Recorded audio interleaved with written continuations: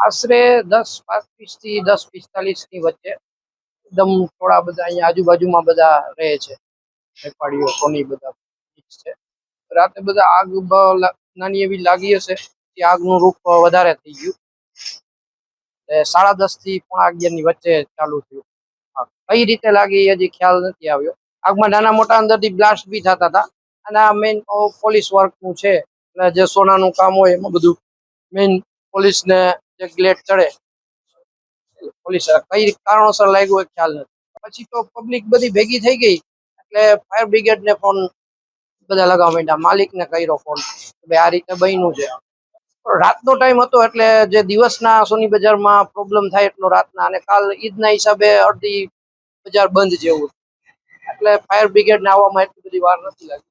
Fire brigade એ મને પાકો ખ્યાલ નથી. હું થોડી વાર જોઈ અને પછી નીકળી ગયો, પણ લગભગ બંધ હતું. જાનહાની કોઈ નથી.